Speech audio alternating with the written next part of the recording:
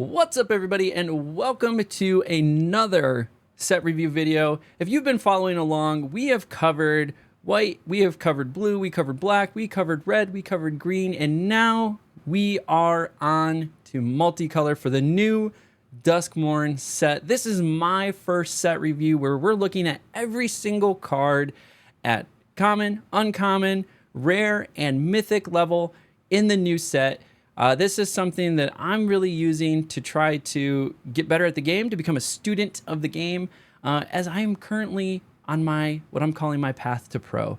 You can check out my website, halfpump.com, where you'll find my Twitch, my YouTube, my Instagram, my Twitter, all of my social medias, where I'm just documenting my journey, attending local tournaments, doing bronze to mythic runs in arena, doing in-person drafts, and doing set reviews and other Magic the Gathering related content. So if you enjoy Magic the Gathering and you want to see a guy try again to qualify for the Pro Tour, follow along. Come learn the game with me. Come learn it from a competitive perspective. See insights along the way. But most importantly, what you're here for right now is to go over the multicolored cards in Duskmourn. So let's go take a look. And so first up, we have in the common rarity, no cards. There are no cards in the common rarity, multicolored with Duskmourn. So you can see up here, rarity C. So what we're gonna do, we're gonna go right on over to the next tab, and we're gonna jump right into the uncommons. So there's no common cards. And these uncommons will give us some idea of what we're trying to do with each color, which is really cool. They've done this with other sets. So when we want to pay attention to what each set is really kind of trying to do. So first up, we have here for 2 CMC, a white and a blue. Gremlin Tamer is a 2/2, and it has Eerie. So Eerie, this is the first time we're running into Eerie in the multicolor video. So Eerie is whenever an enchantment you control enters and whenever you fully unlock a room, create a 1/1 red gremlin creature token. So we can take a look at what that token looks like. This is obviously clearly from the 80s, or maybe early 90s. I don't know when it came out. Gremlins. That was a great movie. They were cute little things. If you fed them after midnight or got them wet, they turned into little hellions and caused a ruckus, right? But that's what these gremlins are. And so it looks like the white-blue deck is going to be all about Eerie. So let's go on to the next one. For another 2 CMC, we have Inquisitive Glimmer. That's going to be 1 white, 1 blue for a 2/3. So good value right off the bat at a 2/3. Oh, I should have mentioned. Would we draft this? Absolutely. We're going to draft this. If we're into blue, white, let's go ahead and draft that. We'll get some tokens. And especially if we have enchantments. So white has a lot of enchantments, blue has a lot of enchantments. We're going to be making a lot of tokens there. Over here with Inquisitive Glimmer for 1 white, 1 blue at 2/3, we got a lot of value in the CMC to power and toughness ratio. And then it also says enchantment spells you cast cost 1 less to cast. Unlock costs you pay cost 1 less as well. So not only do we have a Glimmer, which is going to help. There's some cards that can only be blocked by Glimmer, so that's nice. It's an enchantment creature. It's 2 types. So if that goes into the graveyard, that can help with Delirium costs. But most importantly, it's just going to make my enchantments cheaper and my room unlocks cheaper, having that down. So if I am doing a lot of enchantments, which again, white and blue have a lot of enchantments, this is going to be a great card to play in that set. So this is telling us Eerie and enchantments are what white and blue are all about. So next up is blue and black. So we have Fear of Infinity, which is 3 CMC, 1 colorless, 1 blue, 1 black, 2/2.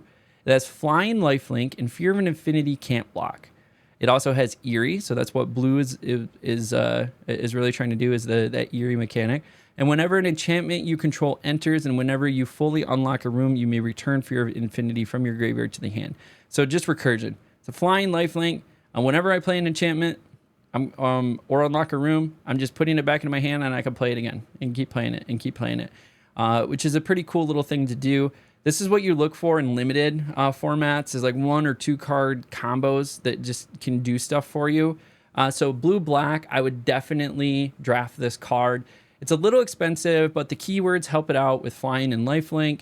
And it's in the air, but it can't block for you. So, but if it dies, you can just keep pulling it back. So it's a body for you that you can just keep pulling back and sending, pulling back and sending, pulling back and sending, which I like. So I would definitely draft it if I was in blue-black.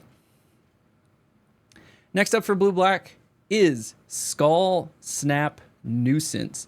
1 blue, 1 black, 1/4. So good value off the card right away. It's got flying, other good value, and it's got an ass on it. 1/4, it's blocking stuff, right? In the air for you. I love it. And also has Eerie. Whenever enchantment you control enters and whenever you fully unlock a room, surveil 1. So it gives you some surveil triggers, allows you to put some stuff in the graveyard, which is going to be really helpful. In the blue-black combo, there are some good ways to pull things out of the graveyard once they've been put into the graveyard. So that surveil ability, just to pull things out or put things into the graveyard so that you can later pull them out. Are we going to see it in constructed? Potentially. Especially in those graveyard recursion decks, this is a good little thing to put in there. There might be some better cards overall, but something to keep an eye on. This is one of the more disturbing images that we see in this set. This is Disturbing Mirth, just to go with the name. And it is a 2 CMC, 1 black, 1 red. And it's an enchantment, and when Disturbing Mirth enters, you may sacrifice another enchantment or creature. If you do, draw 2 cards. When you sacrifice Disturbing Mirth, manifest dread. So you can sacrifice... This is interesting. So if you have multiple of these, you could sacrifice another Disturbing Mirth and manifest dread, or if you have another reason to sacrifice, so sometimes a... card might have an additional cost of sacrifice a creature or an enchantment, so you can sacrifice this and manifest dread. So there's definitely some synergies there. If you're doing a manifest dread deck, or if you have a deck that requires additional cost of sacrificing, this gets you value off of that sacrifice. So if you're in black red, I would definitely scoop this in a limited format. Are we going to see it in constructed? It's a good question. This is a pretty good card. It's a pretty good situational card, so we might see it. And this is so we've talked about this in some of the other videos, but some of the art goes like hyper realistic, where this just almost looks like a picture. Somebody just like took this picture, is what this one looks like. It's just really, really well done. So shout out to Chen here. Zeshao, is that Zeshao? Chen, I'm sorry if I butchered the name. Really good art on this card. I like it a lot. But this one is Sawblade Skin Ripper, 3 CMC, 1 colorless, 1 black, 1 red for a 3/2, has menace. I think with the cost or the CMC to power toughness by itself, not so good, but throw menace on there. I think it's slightly above average with menace. Now, if we pay to sacrifice another creature or enchantment, so like we just talked about, sacrifice Disturbing Mirth, you could put a 1/1 counter on Sawblade Skinner. So this is a counter, and it's not even until end of turn. So you get to keep this. So this can get real scary real quick. And as it has menace, especially if you're stacking tokens or enchantments that want to be sacrificed, like Disturbing Mirth, then we have some really interesting things going on. At the beginning of your end step, if you sacrifice 1 or more permanents this turn, Sawblade Skin Ripper deals that much damage to any target. So that is also nice. So this is huge value on this card. I would definitely snag this if you see it in a limited format. I think some really interesting things can be done in constructed. So we're going to see a lot out of this card. I think this is a really, really good card. Beastie Beatdown. We got our good old Gruul colors here. I'm really bad at remembering the names for like the multicolor stuff. What is black red is Rakdos, black blue is Dimmer. This is Azorius. All right, maybe I'm a little bit better than I thought. So Gruul here, Beastie Beatdown, sorcery. is 1 red, 1 green, and choose target creature you control and target creature an opponent controls. Delirium, if there are 4 or more card types among cards in your graveyard, you put 2/1/1 counters on the creature you control. The creature you control deals damage equal to its power to the creature an opponent controls. It's removal. If you're in Gruul, I would snag this, especially in a limited format. I can just pick 1 card and pick another card, and then it just does the damage. They don't fight each other. It just does the damage, which is nice. So you can get around killing your own card. And then if you happen to have Delirium, which red is always after Delirium, then you can do even more damage. So overall, I like this. I would definitely snag it as a sort of removal spell in limited, and you might see it in constructed as well, especially in like a strong Delirium deck. Next up is in Gruul colors, we have Wildfire Wickerfolk. It's 2 CMC, 1 red, 1 green for a 3/2, so good value, and has haste. I like it already. Plus Delirium, and Wildfire Wickerfolk gets +1/+1 and has trample as long as there are 4 or more. So this thing really, if you have Delirium, is coming out as a 4/3 with trample. I think that is really good value for 2 CMC. If you have a Delirium-focused deck, which it looks like Gruul is going to be really focusing in on that, and in draft, it should be pretty easy to get Delirium because there's a lot of enchantments, access to artifacts pretty regularly, but then you have your creature, sorceries, and instants. It's mostly going to be filled with enchantment, creature, sorcery, and instant to get that Delirium. It seems pretty attainable to do even in a limited format. And so that's going to be a spicy meatball right there, and I'll go ahead and snag that in limited. And then again, in a strong Delirium Gruul deck, this could be valuable as well. Next up, we have green white. Yeah, I don't recall what green white is. Yeah, I don't know the fun name for green white, so sorry, folks. Baseball bat, 1 green, 1 white. It's an artifact equipment. When baseball bat enters, attach it to target creature you control. Equipped creature gets +1/+1. Whenever equipped creature attacks, tap up to 1 target creature. So this is a great survival combo card. So I can tap 1 target creature, so I can get free taps on a survival card, and then give another card +1/+1 and its equipment. So even if the creature dies, I can equip it to something else. I can even I can equip it to something else, attack with that creature, and then just keep this survival character over here and keep buffing them by turning them sideways and letting them get to that second main. So if you have a survival deck or you have an equipment deck, so this would work well, obviously, in a commander deck. But I think this would also work well in a limited format, especially if you're looking for ways to turn cards sideways in sort of a survival strategy.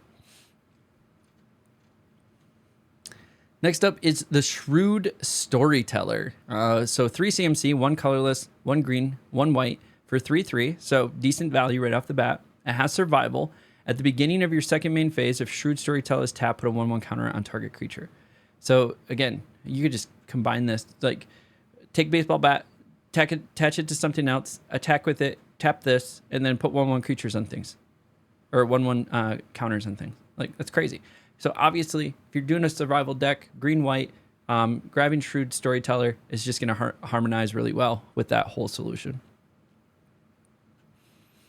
Next up, we have we're moving on to white black, which is Rite of the Moth, and this is absolutely creepy. This moth is just getting all up in that mouth, and yep, officially weirded out. I've been officially weirded out by several cards in this deck. This is one of them. Rite of the Moth is going to be a 4 CMC, 1 colorless, 1 white, 2 black. It's a sorcery, and that can return target creature card from your graveyard to the battlefield with a finality counter on it. And it also has flashback.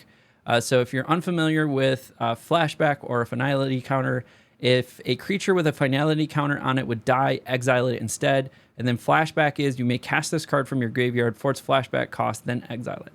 So white and black are all about putting things into the graveyard and then taking them out. So just that graveyard recursion. So having a reliable way to do that of Rite of Moth, it's pretty expensive.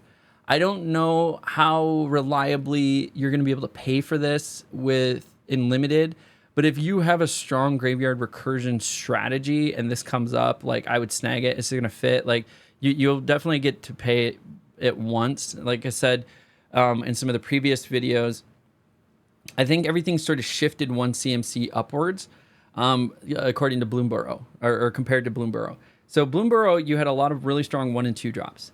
And I think in this set, what we're going to see is that the focus is going to be on 2 or 3 drops. And then your 4 and 5 drops are going to be your synergistic cards, so things that really complement your 2 and 3 drops really well. And then your like 5 through 7 drops are just like bombs that you might drop or snag. Just like in Bloomburrow, it was more like your 5 or 6 were like the big cards. So I think we're going to see just that sort of like one shift up in CMC. So this being at 4 cost, I think is a good synergistic card for your 2-3 drop strategy, which is going to be putting stuff in the graveyard and trying to pull it out. And this will help with that. I just don't think you're ever going to get to the 6 drop flashback, but you might. Next up in the white-black color scheme is the Shroud Stomper.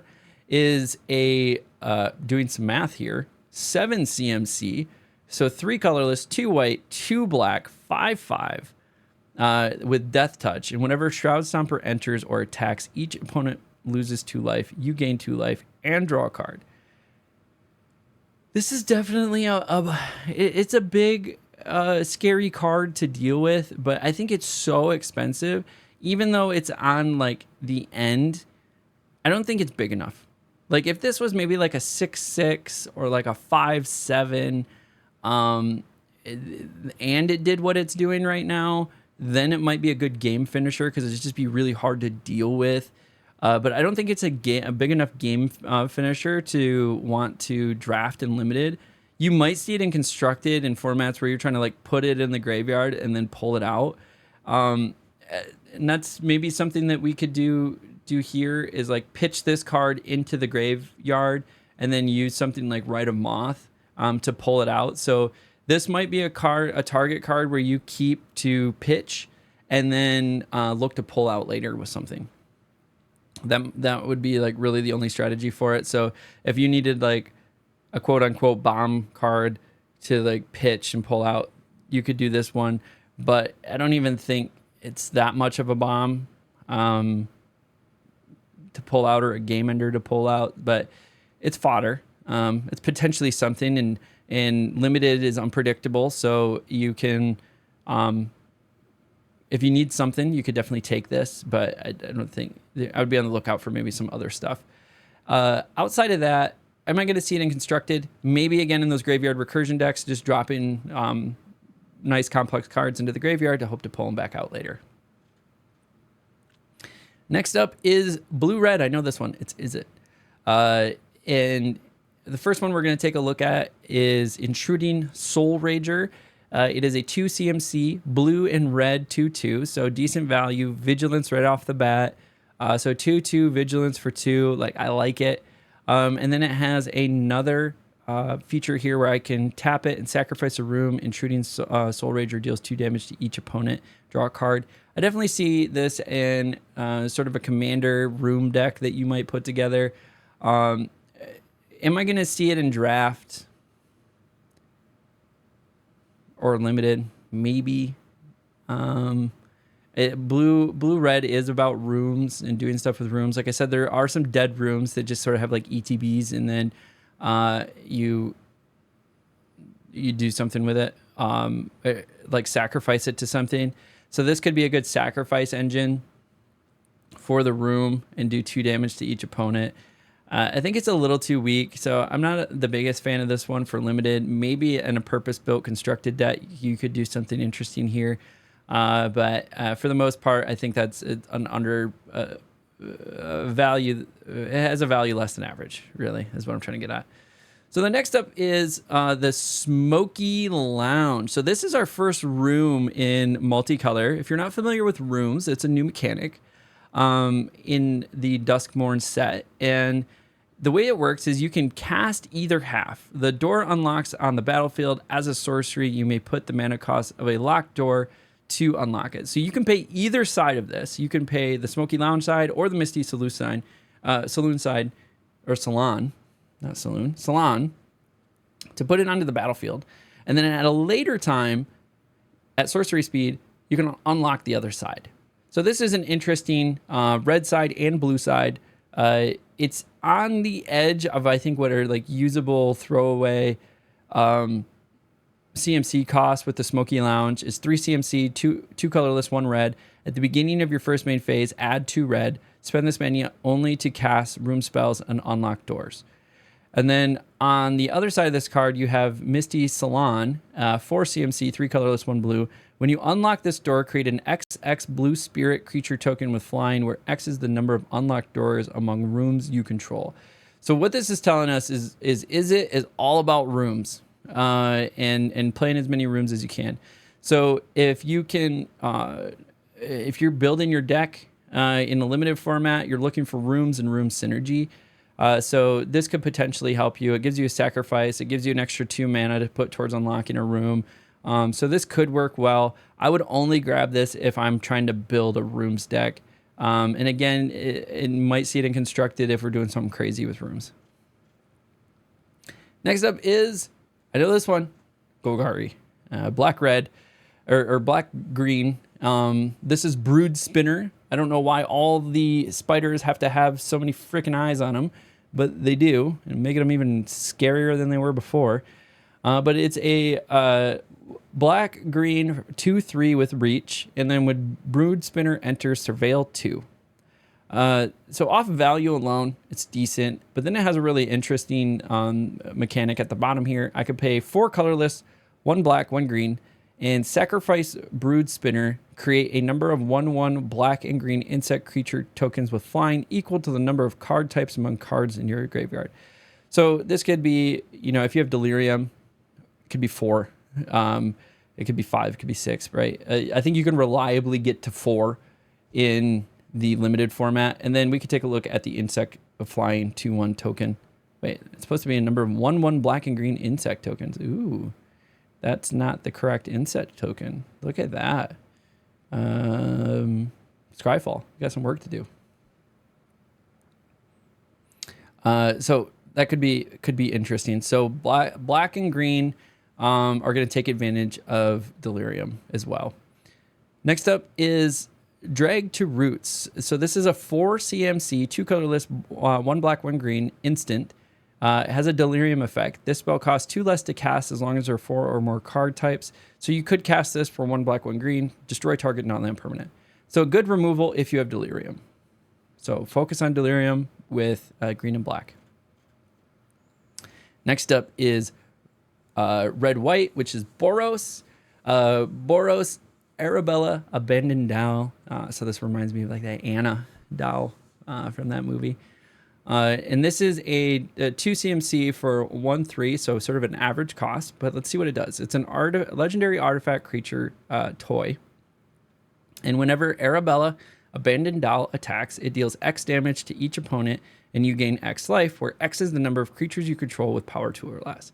So if you've built a nice wide board, this is a great card for you to start attacking with, and just dealing damage. So Boros is all about going wide. And so that's something, it's creating tokens, going wide, doing crazy stuff. So if you're into that in your limited, then this is definitely a card I would snag to augment that. Also, it's just creepy. Look at why do they got like teeth on the bear, teeth in the chest? Yeah, it's just creepy. So all that to be said, I would definitely grab this. You would probably see it in constructed too, in sort of like a Boros go wide deck that folks might build. So it definitely has some value in play there. This also would work really well in Commander, because there's a lot of Commander decks that will just build super wide, like soldiers, like we get Boros soldiers or knights a lot of time, and going super wide with like 1/1s or 2/2s, and then having something like this in the mix there would definitely do some work for you. Next up is Midnight Mayhem in Boros colors. Is 2 colorless, 1 red, and 1 white. Is a sorcery. Create 3 1/1 gremlin creature tokens. Gremlins you control gain menace, lifelink, and haste until end of turn. This is correct. Create a bunch of these. Give them lifelink and haste and menace until end of turn. And then you could buff them and do some other crazy stuff. So go wide deck is what that Boros is all about. So next up we have, I don't know what blue-green is called. Should I know what blue-green is called? I just want to call it frogs. It's frogs. Everything is going to now be oriented around Bloomburrow because that's when I first started taking drafting seriously. But nonetheless, we're into the green-blue, and first card we have up here is Growing Dread for 2 CMC, 1 green, 1 blue. It's an enchantment with flash. I love that. When Growing Dread enters, manifest Dread. So we get to look at the top 2 cards, put one face down as a 2/2, and the other one in the graveyard. Then whenever you turn a permanent face up, put a 1/1 counter on it. So it's basically turning all of your manifest Dread cards into 3/3s, or allowing you to flip any of those manifest Dread cards and adding 1/1 counter on it. So it's a nice just little buff to everything about that. So next up in blue-green, and the final multicolor card that we have at the uncommon rarity is Oblivious Bookworm.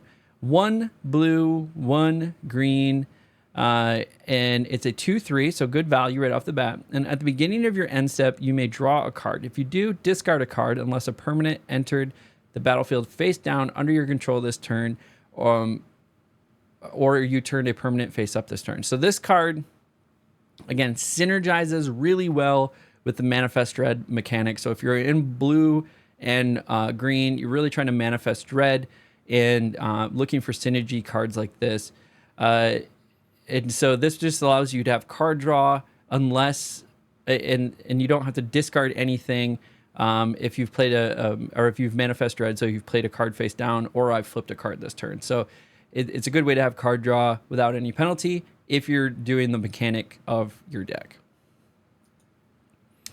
Okay. Up in multicolor rare land, we have 12 rares in multicolor.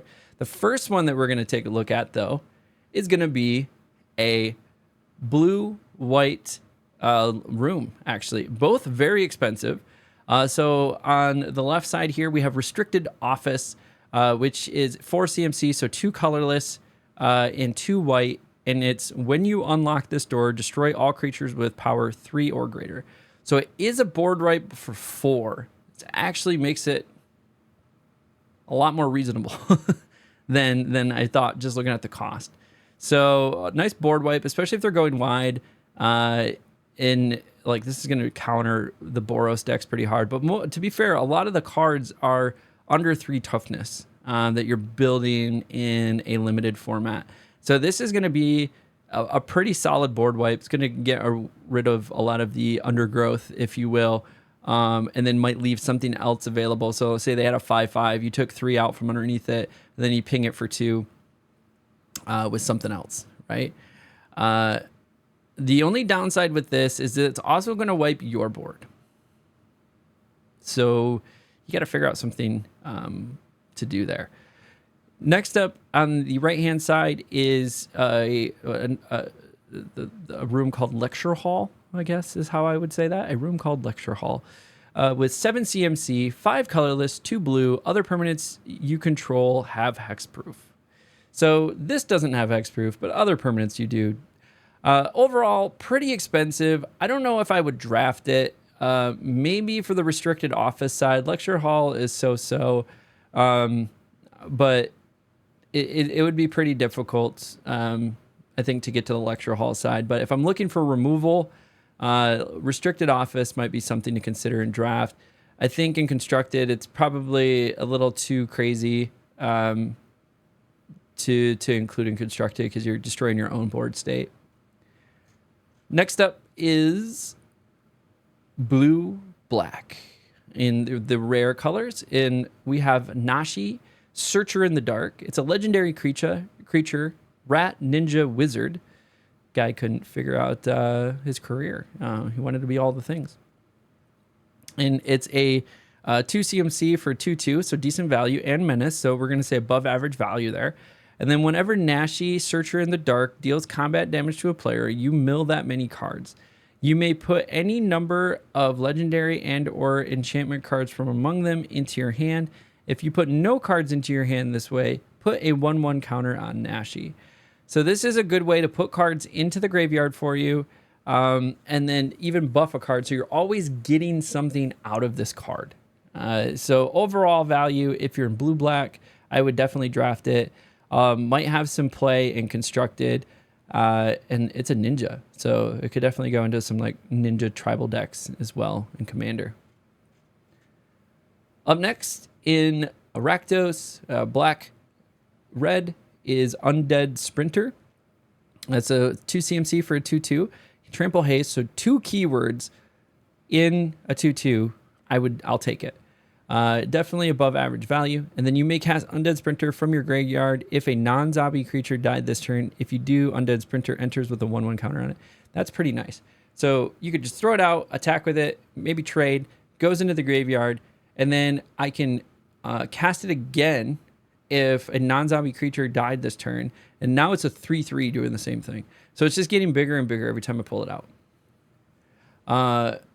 Well, I don't think it's getting bigger. It loses the counter when it goes in the graveyard. So it's just coming out as a 3/3.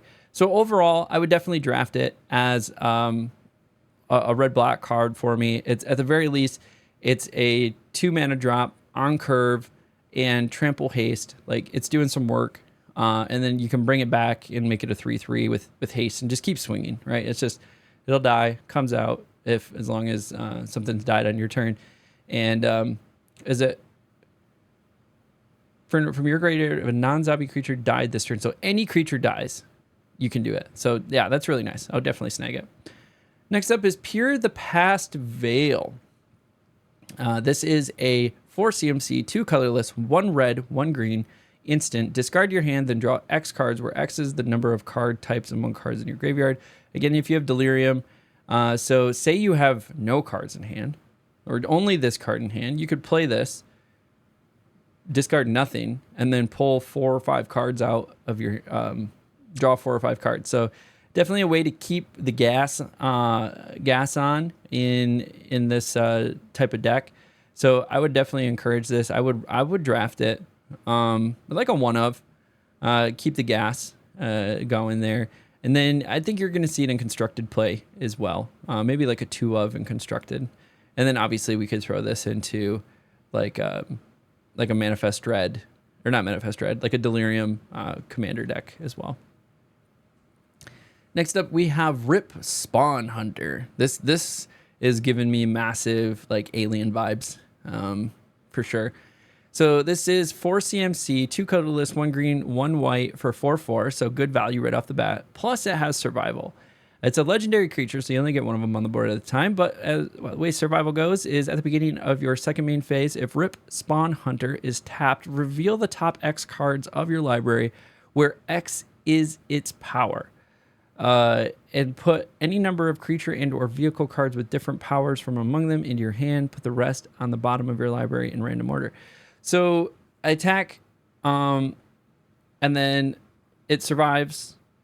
And then I pull 4 cards and put any number of creature and or vehicle cards with different powers from among them into your hand. So as long as the powers are different, I can take those cards, put them into my hand. So it's a good card draw.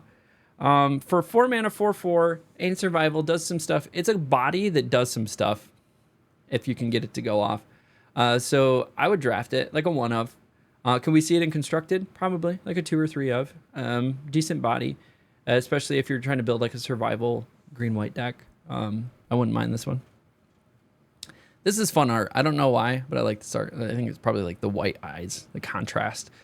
Contrast is fun for me. Next up, we have Victor Velgavos Seneschal. 3 CMC, 1 colorless, 1 white, 1 black, 3/3. So it's a 3/3 for 3, already good. value right there. It's a legendary creature, human warlock. And then whenever an enchantment you control it has Eerie. So whenever an enchantment you control enters, or whenever you fully unlock a room, surveil 2. If this is the first time this ability was resolved this turn, if it's the second time, each opponent discards a card. If it's the third time, put a creature card from your graveyard onto the battlefield under your control. I think this could be huge in Commander. I think this will be quite difficult and limited, and maybe has a plan in Constructed. So you'd probably get the Surveil trigger off, maybe getting the... Well, actually, that's not fair. So get the Surveil trigger for sure, and then it's whenever an enchantment enters. So white has a lot of enchantments. So if I played 2 enchantments a turn, like, I'm making them discard a card every turn. I think getting 3 enchantments in a turn will be quite difficult. So if you have an enchantment heavy black-white draft going and you see this come up, I would snag it. You're going to get some value out of it. At the very least, it's a 3/3 for 3 body. So it's on curve, and it's going to synergize well with your sort of enchantment strategy. So can't be too upset about it. Next up is Roaring Furnace and Steaming Sauna. I'd like to see the cheaper rooms here. So we have the Roaring Furnace, which is 2 CMC, 1 colorless, 1 red. And then when you unlock this door, this room deals damage equal to the number of cards in your hand to target creature and opponent controls. So essentially, removal for 2. I like it. Next up is Steaming Sauna, which is a 4 CMC, 3 colorless, 2 blue. You have no maximum hand size. At the beginning of your end step, draw a card. So massive card draw for you, and it's actually reasonably cost. 5, like, you're likely going to get to 5. If you're running an Izzet limited deck, I would definitely slide this in here. You got some decent removal, especially early on. So you say it's turn 2. You essentially have 5 cards. So you could do 5 damage to something in your hand if you didn't play anything else. Like basic math, 4 or 5 damage. And for 2 mana, I would definitely take it just for that. And then the other side of it is just extra card draw. Keep your foot on the gas while you're moving through your cards pretty fast, which you're going to tend to do in blue and red. Next up is the Swarm Weaver. It is a 4 CMC, 2 colorless, 1 black, 1 green, 2/3, so kind of expensive. When the Swarm Weaver enters, create 2 1/1 black-green insect creature tokens. Is this the correct insect token? It is. 1/1 black and green insect creature tokens with flying. Gross. Yep, those are remarkably gross. And it also has Delirium. As long as there are 4 or more card types among cards in your graveyard, insects and spiders you control get +1/+1 and have Death Touch. So this is coming out essentially as a 4/5 with 2 insects, with the insects generating them having Death Touch. So it's coming out as a 2/3 and then has 2 1/1 insects with Death Touch. Yeah, absolutely. If you're making insect tokens, which there's a lot of ability to do that in black and green, or spider tokens, because there was that 1 spider card that we were talking about, and now they have Death Touch. Like, I would snag this. This is good value in limited. I think you can build some really interesting decks with it in Constructed, so we might see something go on there. And then obviously, if you have an insect spider deck in Commander, this would go in there for sure, 100%. Drop it in there. Well, this is creepy. The Jolly Balloon Man, blowing up heads here and putting them on chain hooks. Yep, that's sufficiently creepy. Like, the art in a lot of these is like, the longer you look at it, the weirder it gets. So this one is going to be one where it kind of creeps me out the longer I look at it. This is the Jolly Balloon Man. It is a 3 CMC, 1 colorless, 1 red, 1 white, legendary creature, human clown, and is a 1/4 with haste. So it's got some value in the CMC to power and toughness ratio, but it has an extra ability, and that's pay 1, tap it, create a token that's a copy of another target creature you control, except it's a 1/1 red balloon creature in addition to its other colors, types, and it has flying and haste. Sacrificing it at the beginning of the next end step. Activate only as a sorcery. Do I get... Oh, it's just a copy token. I was hoping it would get like a 1/1 red balloon token or something. So this could be interesting with cards that have additional effects on them, or like Death Touch or something. So like there's definitely some interesting strategies you could do here. Would I snag it in a limited format? Potentially. Just because I'm able to create tokens, and there's some triggers off of like creating creatures that are less than 2 power. So there's definitely some things that you could do here. And then it's a 1/4 body just to sit there. Maybe get it in early for some damage. And then outside of that, just using it for tokens generation. So this would be a one of in limited. I think you could do some really interesting things in constructed, and obviously commander with it. You would have to build around it though. But in limited, maybe like a one of if we ran into it. Next up is Duskmourn, all questioning. A 3 CMC, 1 green, 1 blue for 1/1. And at the beginning of your end step, if a land entered the battlefield under your control this turn, and you control a prime number of lands, create Primo, the Indivisible, a legendary 0/0 green and blue fractal creature token. Then put that many 1/1 counters on it. 2, 3, 5, 7, 11, 13, 17, 19, 23, 29, and 31 are prime numbers. So if you control a prime number of lands, create Primo. So if I have 2 lands, well, no, I would have to have 3 lands. So I have 3 lands. I play this on curve. I get a 0/0 green and blue fractal creature token, then put that many 1/1. If you control a prime number of lands, create a Primo. What's that many? So like put 3 1/1 counters. So you get 3 1/1 counters on this. And then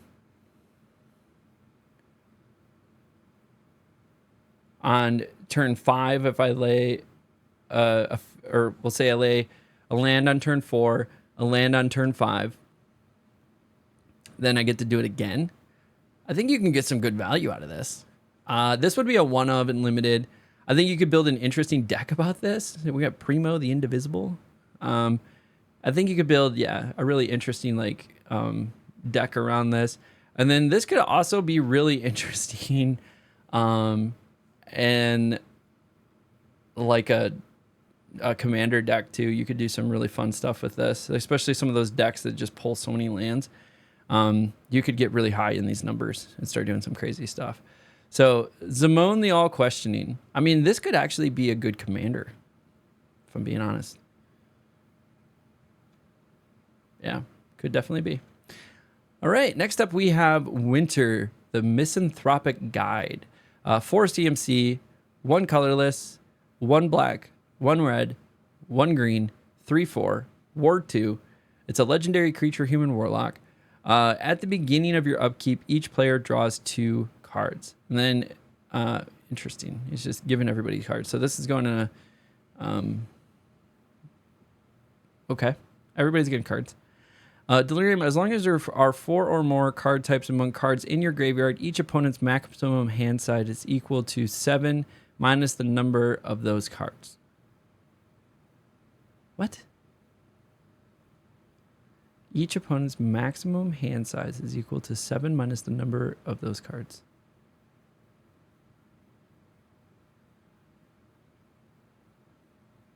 I don't get that. 7 minus the number of those cards. Maybe it's so late. I don't understand. Is number of those card? What are those? Is that the 2 cards? So their maximum hand size is 5.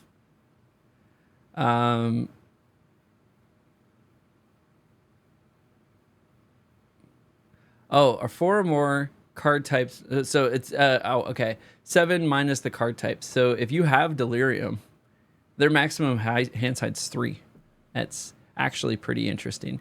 Would I put this in limited? So the fact that it's 3 color, I think there's more opportunity to do 3 color, and there's specifically some green cards that allow you to tap for other colors.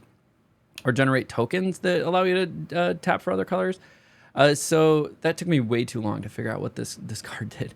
And so potentially, if you have some ways to generate additional land colors and like splash, so if maybe you're like green black or green red, and then splashing black, then you could throw this color in there. But generally, multicolor is pretty hard. Like you could probably make 3-color work. And this is a pretty powerful card. So if you can snag it and then make the 3-color work, now that I can read it, it would be definitely something I would consider in limited. In constructed, yeah, you can do some crazy stuff with this. Let's go ahead and throw that in constructed, and same thing with commander.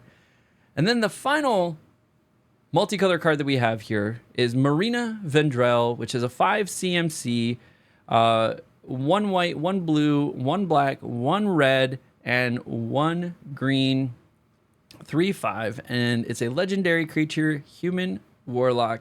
When Marina Vendrell enters, reveal the top 7 cards of your library. Put all enchantment cards from among them into your hand and the rest on the bottom of your library in a random order. Lock or unlock door of target room you control. Activate only as a sorcery.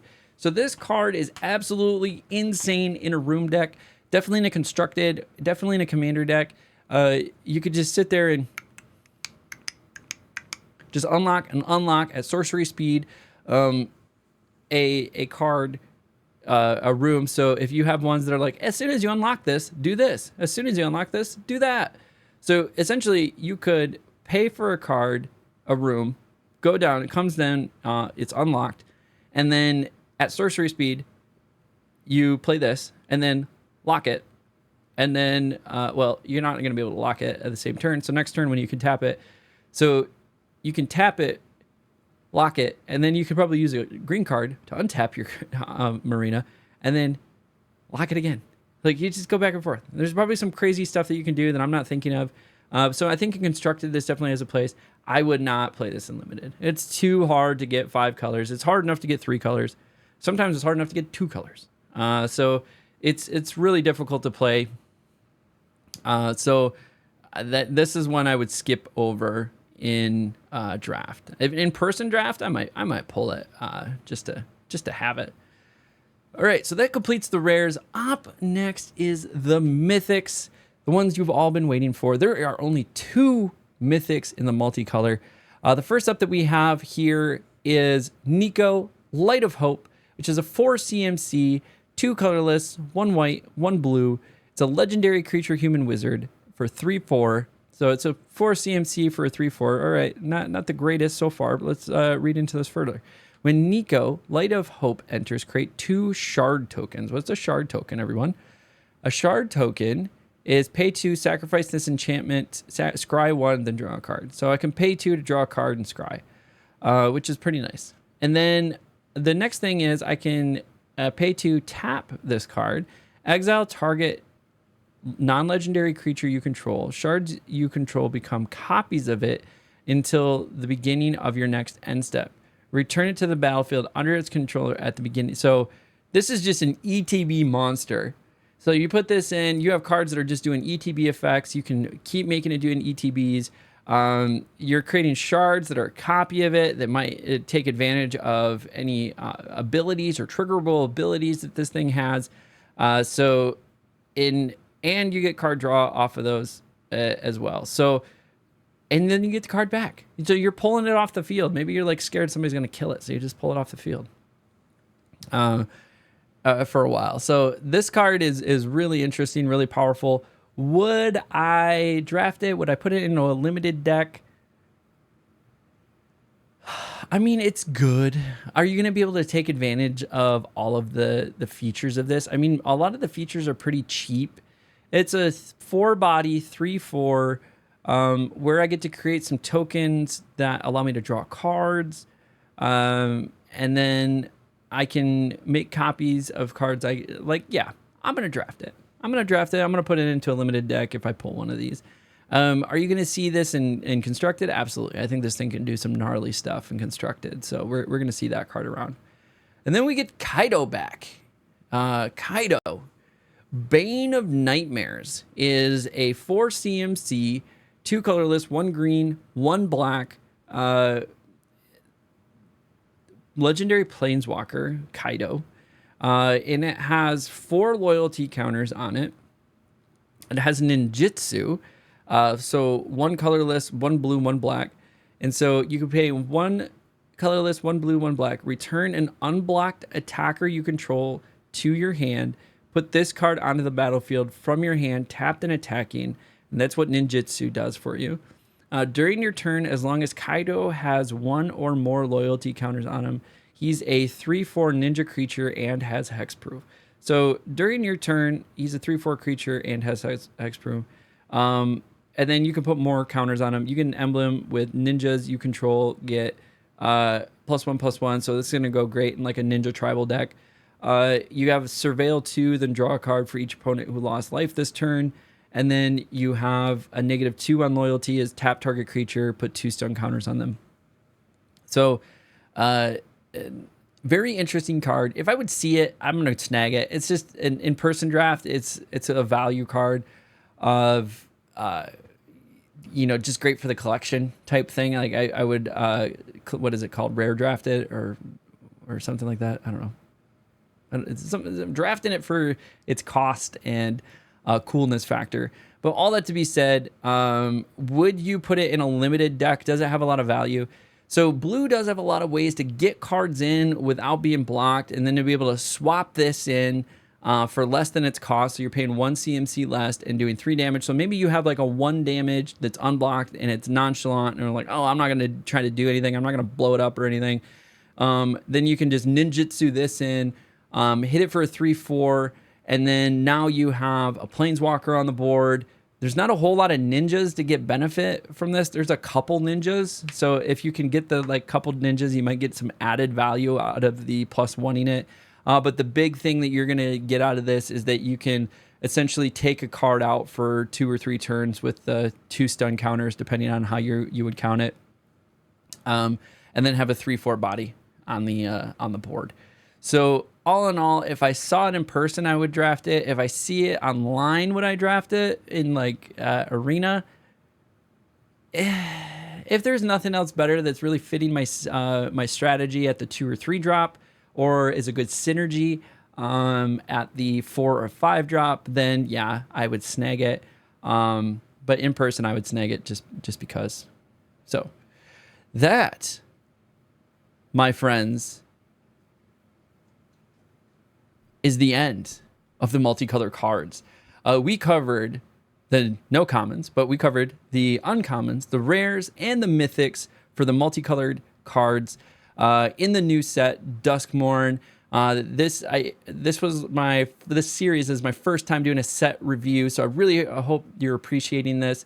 If you like these type of content, if you want to watch a person pursue their dream of going pro in Magic the Gathering, follow along on all my channels. You can find them on halfpump.com. If you like this video, like it, subscribe it, comment, tell me some of your fears. This wasn't as scary as some of the monocolored cards, but we've been talking about our fears in all of these. And go check out some of the other videos. Go check out the white video, the black video, the green video, the red video, and the blue video. And then there's a colorless video. And then we're going to do a short video on the lands as well. But I really appreciate you and your support.